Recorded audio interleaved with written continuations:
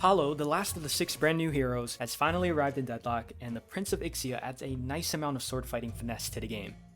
Salrosi Gala, Infernus. You having a stroke, son? You don't know Ixian? English is the only language my parents will speak around me. So they just want to abandon our culture? But you'd have to ask them. All I know is that if my parents thought living in Ixia was so great, they never would have left. Infernus, I want you to know that I'm approachable. I don't expect you to address me by my formal title. Yeah, that's great, because I don't know who the hell you are. Excuse me? This is gonna shock you, but I'm a grown-ass man. I don't hang out with kids from Blackmore Academy. But you're Ixian. I'm a New Yorker, baby. From his bio, Apollo, who hails from North Ixian royalty, was sent to New York to be a student at Blackmore Academy, just like Graves. All for his safety as his country deals with political violence. Somewhat of a rich snob, but he avoids all the frivolous activities of school youth by channeling all his energy into his training as the captain of Blackmore's fencing team. Apollo is a swift fighter who can protect himself and quickly weave in and out of fights before delivering devastating damage. For his primary, Apollo slings out slashes of red energy from his sword. He's got a neat reload too, resummoning his blade. Dash and slide, parry, light melee,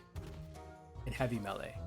For his first ability, Apollo draws a sigil out in a sphere in front of him and then backflips to safety as it explodes, which damages and slows enemies. Fully upgraded, it does more damage, gives him a nice fire rate boost, and can reset his jumps and dashes. His second attack is a familiar mechanic in the form of a parry. Apollo deflects the next attack coming his way, and if he's successful, he's briefly invulnerable and then delivers a swift jab that stuns and reduces bullet resist.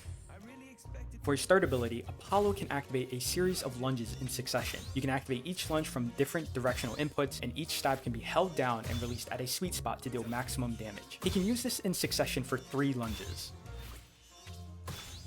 And for his ultimate, Apollo charges up and then slashes through forward, unleashing a very wide slash with any enemy caught in it being cursed and stuck in slow motion right before they take devastating damage afterwards, plus bonus damage if they're below half health. When activating the ultimate, you can activate it right away for the slash, or you can hold onto it to delay the initial slash. Also, Apollo is invulnerable during the slow motion period. Item-wise, I think like Boundless Spirit or Infuser seem to be good items to work towards since all of his abilities scale with spirit power. Something like Torment Post since it'll give consistent damage with how frontlining he'll be. Or if you want some more shenanigans, I think Counterspell would be funny to have 2 powerful parries, or even Lightning Scroll if you want your ultimate to be scarier than it already is. But let me know what's been working for your builds. Gameplay wise, I think most people are worried about how generic a sword wielder is in these type of games, but after trying him out for myself, I do feel like he has this extra level of finesse in his kit, and that ultimate is extremely satisfying to use, so I'm thoroughly impressed. But after various leaks and 3 exciting weeks of voting, all 6 of our heroes from the new update have finally made it to the game. The roster is sitting at 38 heroes, which is a pretty decent amount, so maybe with a few more heroes we'll hear about a beta release date, or beyond that if we're lucky. But this is Valve we're talking about, so they'll do whatever they feel like and it'll work. Anyways, let me know what you guys think of Apollo or any of the 6 heroes really.